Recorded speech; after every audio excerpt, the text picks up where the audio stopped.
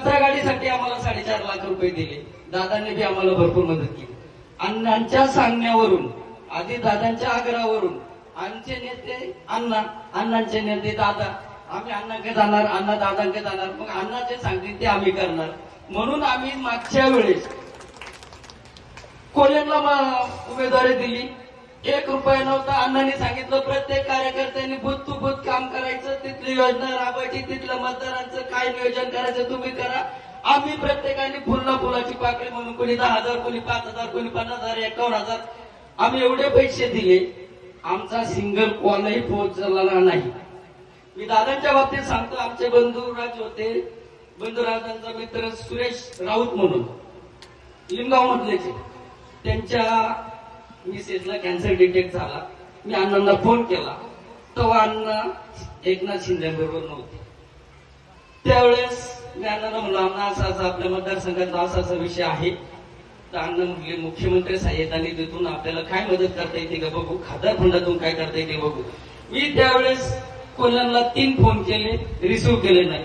मी त्यांच्या पीएला जोडींना फोन केले, त्यांनी रिसिव्ह नाही केले. शेवटी मी दादांना एक फोन केला, दादांना जय महाराष्ट्र म्हणलो आता आपलं काम साधायचं, जय महाराष्ट्र म्हणाय काय हरकत नाही. सत्य मी पांडुरंगाच्या समोर उभा आहे, मी जे म्हटलो तेच बोललो.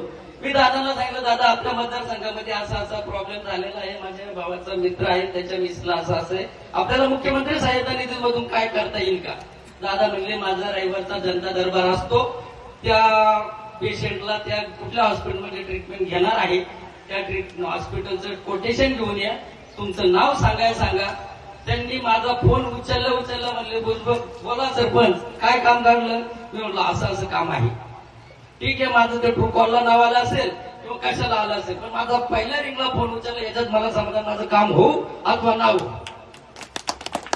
तदनंतर ते गुरुवारची मला चांगला दिवस आठवतो, वार गुरुवार होता. तदनंतर रविवारी जनता दरबार झाला. ते आधार कार्ड, पॅन कार्ड, ते फोटो, ते पेशंटचे रिपोर्ट आणि डॉक्टरचं कोटेशन घेऊन दादांचे गेले. दादांनी त्यावेळेस मुख्यमंत्री सहाय्यता निधीतून 7.5 लाख रुपयाचा फंड द्यायची व्यवस्था केली.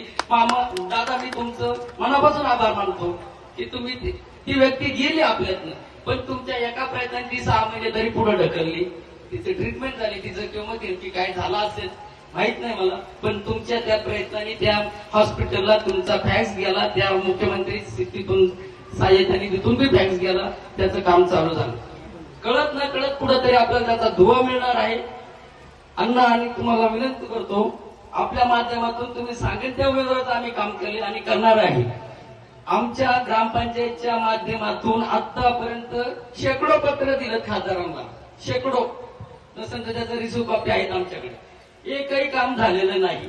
दादांना आमची विनंती आहे, आम्ही तुमच्याकडे खूप आशेने पाहत आहोत. भविष्यात तुम्ही खासदार होणार आहात, त्यात काही मात्र शंका नाही. पण वेदनगरवाडीकडे जे पूर्वीचं आपलं लक्ष होतं तेच राहावं. काम हो अथवा नाही हो, आमचे फोन उचला. आमच्या अण्णांचं काम आहे, रातच्या 2ला जरी मिस कॉल पडला तर त्यांचा कॉल रिटर्न येतो. काय अडचणी सुभाष, काय फोन केला त्यांना माहिती आहे. नंदाभाऊची गाडी पूरकनेर सरला पकडलो रातच्या 1:30 वाजता. मला सांगितलं सुभाष असं ठीक आहे. मी सांगितलं 1:15 वाजता मला रिटर्न कॉल आला, गाडी सोडली आहे, गाडी घेऊन जायला सांग ड्रायव्हरला. अण्णा मी पुन्हा एकदा आपलं मनपूर्वक आभार मानतो. असंच कार्यकर्त्यांच्या हाकेला धावत राहा. आम्ही तुमच्या शब्दाला बांधील आहे. आमच्याकडून कुठेही कमी पडलं तर आम्हाला लगेच सांगा, आम्ही त्याच्यात सुधारणा करू. धन्यवाद.